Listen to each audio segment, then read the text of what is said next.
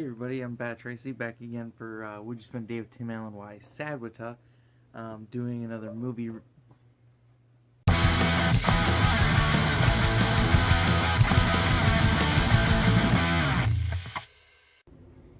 Alright, so this is now episode 8 of First Time Views and Reviews. I'm Bat Tracy for Would You Spend a Day with Tim Allen WYSADWTA. Got some more movie reviews coming for you. In alphabetical order, as always, of course. Dropping shit. First up, I got the movie Amerigeddon. Don't have the actual movie, we rented it, so I just have that. But I'll put the movie poster right here. So, gotta try and stay on this side. So yeah, this movie was so ridiculous. My dad rented this, and so I figured I'd watch it. It was absolutely ridiculous. I actually have a cheat sheet right here below the camera. I made notes. So it's basically about, like, these politicians who are liberal. And there's this guy, a Texan, who's very rich, who's super right-wing. And he's, like, stocking up for martial law. And he's got, like, all these guns and shit. And, like, then there's this group of army soldiers led by Brandon Lane, and their commanders like having them run test like simulations for martial law, and they have to go break into like people's houses and steal their guns and stuff. It's pretty ridiculous, but anyways, so like martial law gets declared in the United States after an EMP hits, and it's basically like, you know, the rich Texan guy teaming up with Brandon the soldier, and they team up to like fight the military together. It was a pretty ridiculous movie. So it was written by Gary Heaven or Heaven. I'm not sure how you pronounce his name. I'll put it right here. But he wrote the movie and he acted as the character Charlie, who's the rich Texan dude who stocked up for like the apocalypse or whatever. But so, like, this movie, it had very poor acting, and I was reading about the movie a little bit to research it. It was shot locally on the writer Gary Heaven's ranch in Texas, and so most of the actors were local. So I'm not saying it's like terrible, but it's not great. And then it's also very right wing, politically at least. And then there's one character in the movie. She's played by India Presley from Secret Life of the American Teenager. Didn't remember her. I kept the whole movie. I was like, who the fuck is this chick? So I ended up having to Google it, and yeah, that's where I know her from. And then there's two specific lines from this movie that stuck out to me. There's like one where Charlie, the main character guy, who's played by Gary Heaven, so he's like in a trench and about to shoot a soldier, and he goes, "Now let me show you how we do it in Texas." I thought that was hilarious. And then there's another one where this 15-year-old girl is hiding underneath a table, and this soldier dude comes in to shoot her, and he puts his gun up and he goes, "Hello, little girl, you're dead." And those two are just absolutely ridiculous. But on the plus side, gun nuts will love this movie. I thought it was stupid. Definitely gonna buy it though. Next, I got The Beaver. This is directed by Jodie Foster, starring Jodie Foster, Mel Gibson, Anton Yelchin, and Jennifer Lawrence, who I'm not a fan of her as an actress. Do not like her movies typically, but I also really like Anton Yelchin. Not a whole fan. Actually, he's like really the only cast member I particularly care for. But this was a pretty weird movie. Very depressing. I mean, I liked it. And I thoroughly enjoyed this movie. It was very good, but it was very depressing at the same time.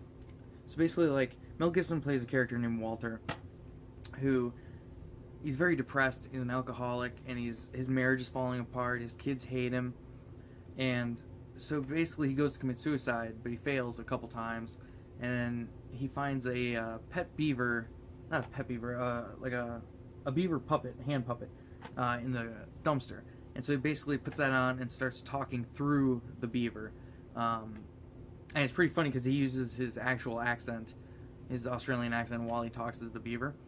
So like I was saying, he carries around this little postcard that he made up, like a whole description of what he's doing with the beaver and how it's helping him, but it just makes things worse with his family life, and it's really complicated. But it's a very depressing movie, but it's very worth it. I mean, I highly recommend this movie. It was great.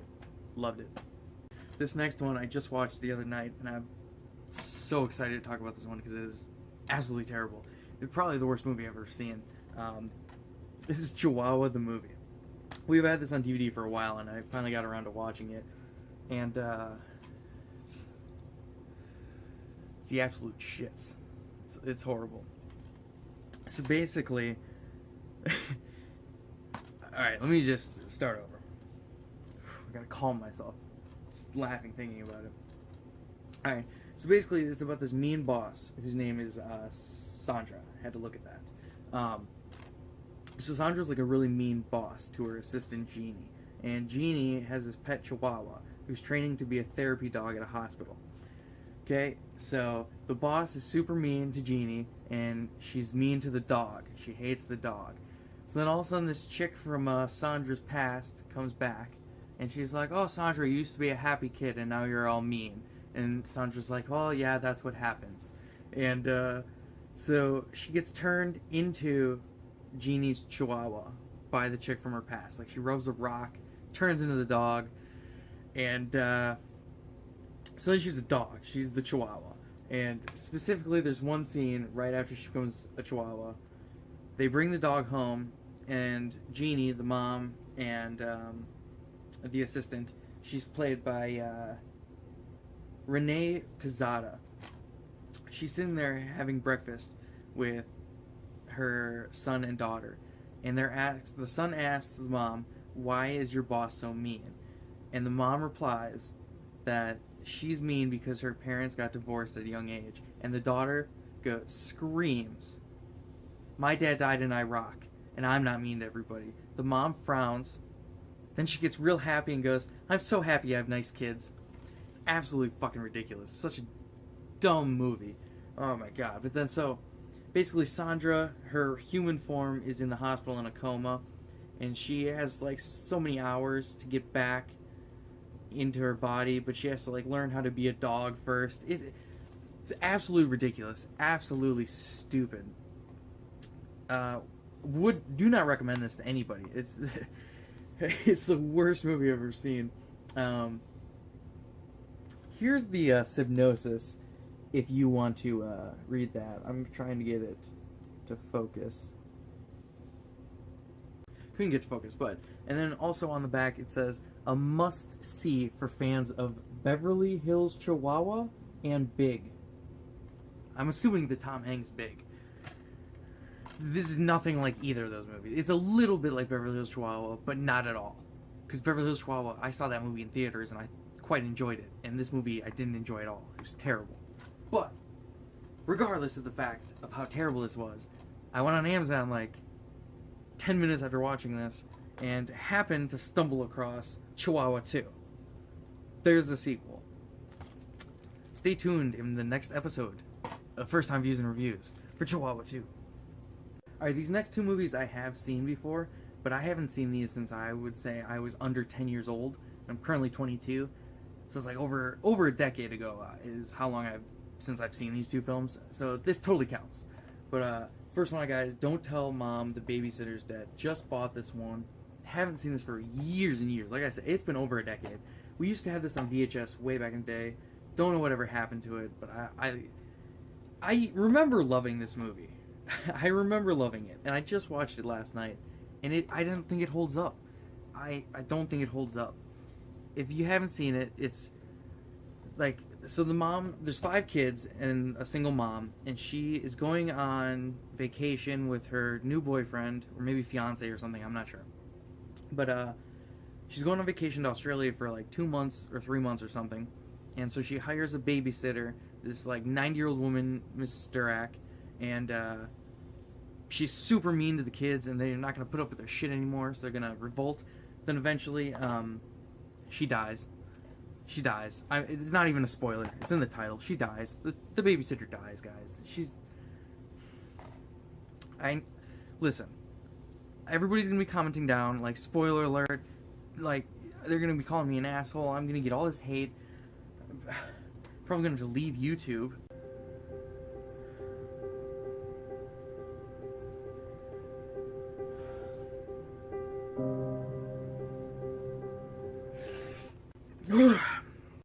Sorry. It's in the title. So, it's basically like, so after she dies, the kids just stuff her into a suitcase and drop her off at a church or something like that, or maybe it's a morgue, and so then their mom left them tons of money for the vacation because it was like 3 months, and they're searching the house for it. There's no money, so then they're like, oh shit, we left it on the babysitter, but they can't go get the body because they dropped it off. So they basically, like, Christina Applegate, everybody knows her. She's only 17 in this movie, but she ends up having to get a job, and she becomes like an executive assistant, and basically she has to get a job and become her mom to take care of them while her mom's gone. And then but yeah, like I was saying, this one, it doesn't really hold up too much. I just get this. I read that and I didn't understand. Now I get it. It's Home Alone times 5. It's because there's 5 kids. Oh, that's stupid. But yeah, I didn't think it really held up. Maybe it's just the time span of when I saw it, but I don't know what it was. I'd recommend it. I'd definitely watch it again. It's just, I remember liking it more than I did this time. And next up I got the Even Stevens movie. This is the second of the 2 that I've seen previously. Haven't seen this since about 2005 when it came out, though, so it has been 12 years since I've seen it. But I've already reviewed this in a previous video that I fucked up on and I'm not finishing, so I'm just gonna place it here. So cut to that, and then we'll cut back. And then the second one that I have seen before, got the Even Stevens movie. I remember watching this when it first premiered on the Disney Channel way back in the day. When's this from? 2005. So I remember watching this, holy shit, 12 years ago. Yeah. Shit, I was 10. So yeah, 12 years ago. So I remember watching this way back in the day. I haven't seen it since then. So I got this off Amazon. It was only like $5 or something. It was an add-on item. But picked this up, watched it almost immediately. Oh my god, this was hilarious.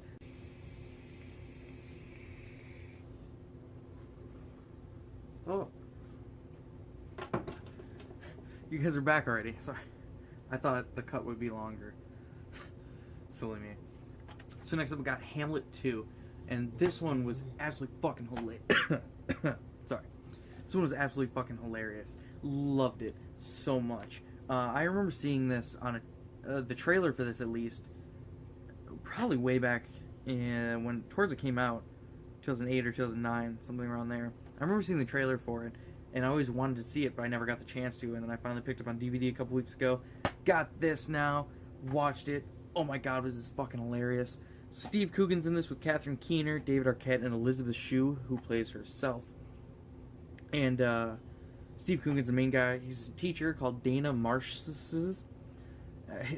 It's a recurring gag in the movie that nobody can pronounce his last name. I'll write it. I'll put his name right here so you can see how it's spelled. But it's Marsh's, and they just say fucking weird ones. All right, yeah. So this movie was absolutely just ridiculous. So basically, Steve Coogan is Dana Marsh, who is a failed commercial actor, who is a high school drama teacher who puts on plays with the students. Only 2 students are in his class though, and it's actually one of the kid who's in his class is named Rand, which is the name of our minivan. I thought that was funny, but so all his high school plays are just plays of famous movies that he just turns into plays. Yeah, and they all get these bad reviews in the school newspaper from this kid who writes. He's like a 12-year-old kid who writes reviews in the newspaper, but so he just wants to impress the kid, and the kid says that maybe he should try doing an original play instead of just copying a movie. So he comes up with Hamlet 2, the sequel to Hamlet.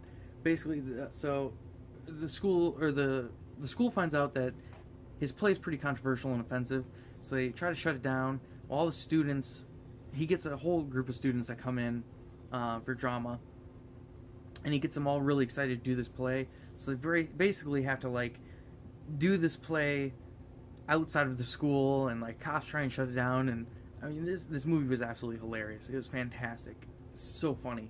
And there's one song in the play, "Rock Me, Sexy Jesus." Ever since this movie, I've just been playing that song over and over on YouTube. Just, yeah, not much to say else about this one because it's just so funny. Check this out if you haven't seen it. I highly recommend it. Next up, got Jiminy, Glick in Lalawood, and it's starring Martin Short as Jiminy Glick, and I guess this is a character that he's been doing for a while, or he did.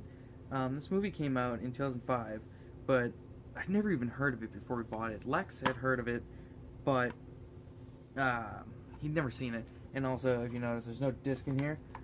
Funny story, real quick, before I get into the review. I'll show you this.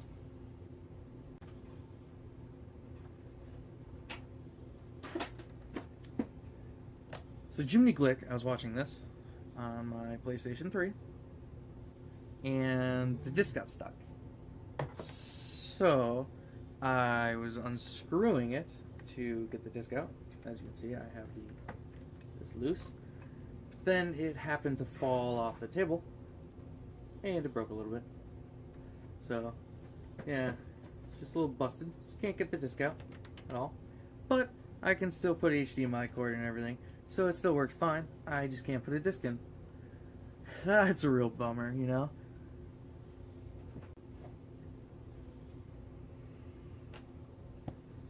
But saying that, this movie was absolutely just, it was ridiculous. I didn't really get it, I guess. So he plays Jiminy Glick, who's like a celebrity interviewer, but he's not very good. And he just says such weird shit in this movie. He has this like noxious laugh, and I don't know. I really didn't like this movie very much. I don't know if I'd even watch this one again.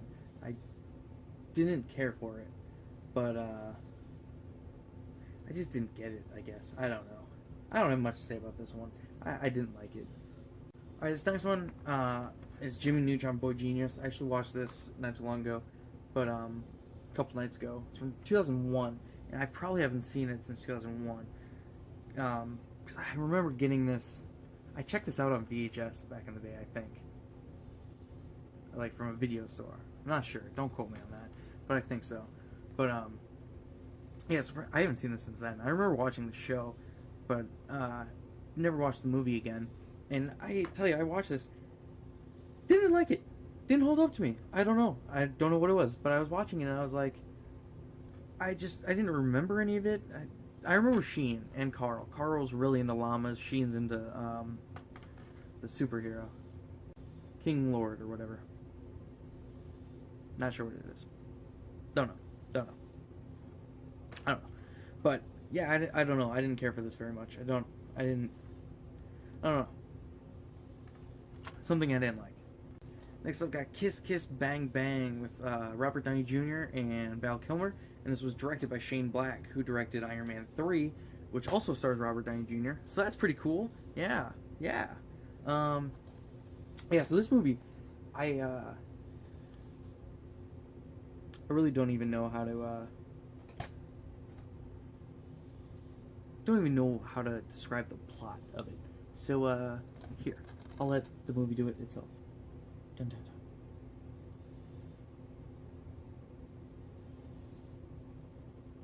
Alright, so yeah, this was basically like a murder mystery movie, I guess. I don't know how you describe it. I really don't get it. Oh, and I guess this was Shane Black's directing debut. Huh. Well, this was really good. I mean, this was awesome. Like, the way it was editing and edited together and everything was great. I loved every transitions. Robert Downey Jr., he narrates the whole movie, and he basically describes it as a movie. And, I mean, it was great. It was so well done. And it's also just, Val Kilmer played Gay Perry. He's a gay guy, and he's a detective, and, I mean, he was just fucking awesome. I can't describe it enough. He was fucking cool in this movie. But yeah, I not once was ever bored with this movie at all. I mean, it had a pretty decent runtime, 103 minutes, but that's not that long. But I mean, this was really good. I loved it. I watched it right before I went to work, and Yeah, I just loved it. Highly recommended this if you haven't seen it. 2 thumbs way up.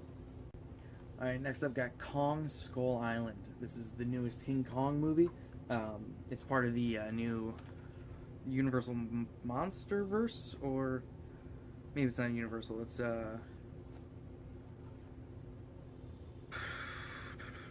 Warner Brothers Monsterverse. I don't know. It's part of a universe. I'll put it right here. I don't know what it is here, but this is following Godzilla from 2014. They're in the same universe, but chronologically, this one takes place first, as this takes place in, I want to say, like the 60s. Doesn't say. The plot on the back is very small, but this has a huge cast. It's got here. I'll slip it out of the case because it's got Tom Hiddleston, Samuel Jackson, John Goodman, Brie Larson, and John C. Reilly. Tom Hiddleston and Brie Larson. Tom Hiddleston is basically like this hired mercenary and tracker, and Brie Larson. Not really sure what Brie Larson was doing there. She didn't do much. I can't recall. But John Goodman, basically, he plays like, the Jack Black character, and the one who basically wants to go to the island. I'm not sure what the character's name is. But John C. Reilly had a hilarious part in this movie. Like, he's the guy who's been on the island for over 20 years. Like, his plane crashed, and he's been living on the island. And basically, so, like, Samuel Jackson and John Goodman basically want to kill Kong. Especially Samuel Jackson. It's like his mission to kill Kong. But Kong's like the protector of Skull Island, and he just is there to protect it from all these like otherworldly creatures that appear. I don't remember the name of them, but they come from under the ground. They like basically just come up and attack, and Kong fights them, and he's great. And this is crazy too, because all the King Kong movies, they always wait fucking like half the movie before you even see King Kong. This first 2 minutes, there's Kong. There he is. Just right in the opening shot. They're like, boom, there he is. It's huge. But yeah, not much else to say about this. It was awesome. Absolutely loved it. Highly recommend it if you haven't seen it. And this was great. I went and bought this shortly after, 2 days after it came out on Blu-ray. Missed out on the Steelbook, obviously, but loved this. So good. Check it out. Next up, got Logan. Just watched this the other night. I bought it a couple weeks back, and I never got around to watching it. I don't know why. I even borrowed this from Ken, and never... Here's Matt Ken. He was on episode 7 of our podcast. Go check it out, episode 7. Slightly below average. But, yeah, I never got around to watching it, so I ended up picking up on Blu-ray. Then finally watched it the other night. And it's got it's got theatrical and the Logan Noir version, which I have not watched yet. So I'll probably watch that and do another review on it, just to tell you how I liked it or whatever.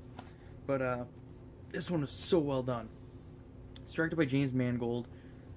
It's got obviously Hugh Jackman. It's his last film as Wolverine. And then Patrick Stewart also played Charles Xavier in, I think he said it's his last X-Men film also as that character. Not sure though. And then I don't know the actress who plays X-23. Daphne Keane. Yeah, introducing Daphne Keane. Yep. And then also Stephen Merchant is in this as Caliban. But oh my god, this movie is so good. So well done. I haven't liked the past 2 Wolverine movies. X-Men Origins is fucking terrible. And then The Wolverine is slightly better than Origins. But this is like, even with this being Wolverine, I like that they titled it Logan, because it separates it from the previous 2 movies. And it's basically like, even if this is a comic book movie, it doesn't treat itself as that. It's very much a drama film or an action film, more so than a superhero film. Kind of like how Deadpool was kind of more like an action comedy than it was a superhero film. It just happened to have superheroes. I think that was even more X-Men-ish than this is. This was very tied off in its own little world. Even though they do bring up things from the past X-Men series, but you can watch this separately from all the previous X-Men movies and totally understand this one. It was so well done. I can't wait to watch Logan Noir. I love this one. Had great visuals also. Just the fight scenes were so well done. I loved the cuts and editing, and it was very gory. This one's rated R, which I do like. I think it worked very well on a Wolverine movie. They shouldn't overdo it with superhero movies, but it works well for certain characters. Wolverine, Punisher, Deadpool being certain ones. They could do it for Batman if they wanted to. If they ever do a Daredevil movie, they should definitely make it R. But yeah, it was fucking fantastic. It was great. It was super gory. Tons of blood, and people get their heads chopped off and shit. It was awesome. Highly recommend this one. Check this one out. Can't recommend it enough. And finally, this is the last one. Got Space Rangers, the complete sci-fi cult classic TV series. This one was ridiculous. I bought this off Amazon for a few bucks. It was pretty cheap. It's from Mill Creek, 2 discs. I will be honest, I only watched the first 2 episodes. Didn't really enjoy this much. So, didn't watch anything past that. But the cool thing, it does have Linda Hunt from NCIS Los Angeles, so that was pretty cool. But other than that, I mean, I didn't care for much. Like, so they're Space Rangers. They're like highly trained military people who protect space from threats. Yeah, it's basically like Star Trek, but not Star Trek. Space Rangers. So, I thought it was ridiculous. But, so as always, I am Bat Tracy for Would You Spend a Day with Tim Allen? WYSADWTA? This has been First Time Views and Reviews, episode 8, I think. Yeah, because episode 7 was the previous one, obviously. But it was the Hitman's Bodyguard, which me and Lex and our parents got to go to an advanced screening of that. So that video just came out a couple days ago, I guess, from when I'm uploading this one. So make sure you go check out that one. It's the previous one. Because we got to see the Hitman's Bodyguard before it came out. Because it doesn't come out till the 18th, and we got to see it on the 9th. So 9 days before it comes out. So go check that out if you're interested in that movie. We got a whole review on it. So yeah, see you in the next one. Bye-bye!